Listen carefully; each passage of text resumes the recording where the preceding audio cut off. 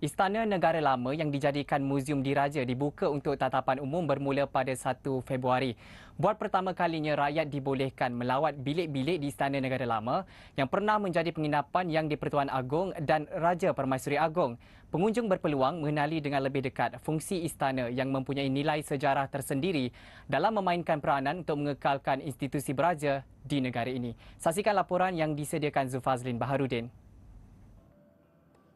Sejarah Istana Negara bermula sebagai rumah agam yang dibina pada tahun 1928.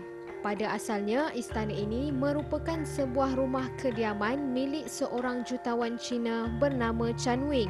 Pada tahun 1957, Kerajaan Persekutuan membeli bangunan ini dan mengubahnya menjadi Istana Negara.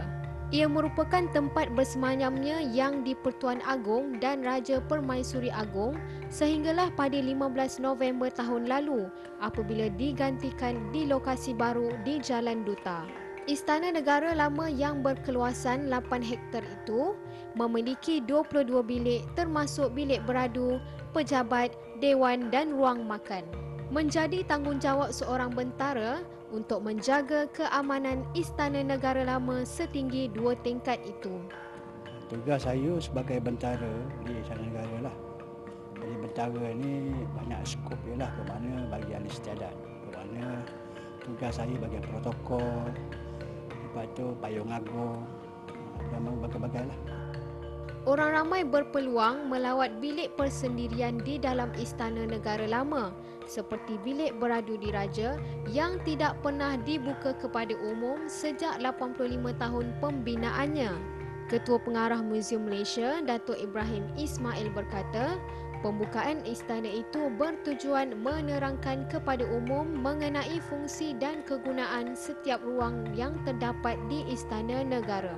Selain itu, ia turut memberi peluang kepada orang ramai mendekati sejarah istana yang turut menjadi destinasi tarikan bagi pelancong asing untuk berkunjung ke Kuala Lumpur.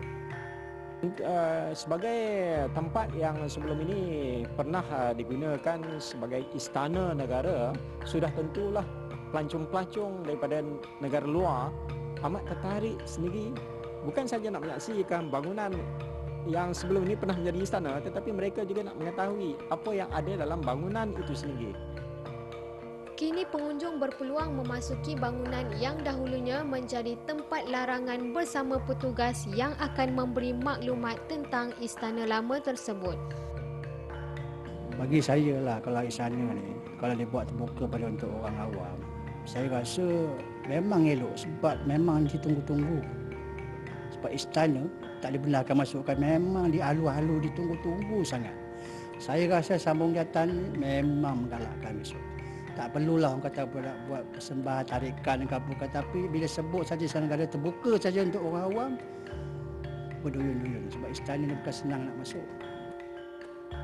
Antara bilik yang boleh dilawati ialah bilik singgahsana kecil yang memberikan satu keunikan dengan latar belakang keseluruhan berwarna kuning bagi sebarang istiadat kecil yang dihadiri tetamu tidak melebihi 40 orang. Selain itu, pengunjung berpeluang melihat lebih dekat lagi pelbagai bilik beradu kerabat diraja yang memenuhi hampir keseluruhan ruang tingkat atas Istana Lama itu. Orang ramai juga boleh memasuki bilik bacaan yang digunakan oleh Tuanku Aisyah ketika menjadi Raja Permaisuri Agong. Selain itu, apa yang lebih menarik lagi, orang ramai turut dapat melihat klinik diraja, bilik pakaian tuanku dan bilik santapan peribadi dengan lebih dekat lagi. Pelbagai program bakal dilaksanakan di sekitar istana seperti pameran dan persembahan kebudayaan terutama pada hujung minggu. Ia dibuka setiap hari bermula 9 pagi hingga 5 petang dan dijangka menerima kunjungan 5,000 pelawat sehari. Pastinya dengan pembukaan muzium ini, ia dapat menarik ramai pelancong asing serta mereka dapat mengalami pengalaman berbeza berada di Istana Negara. Saya Zulfazlin Baharudin, Jurnal Bernama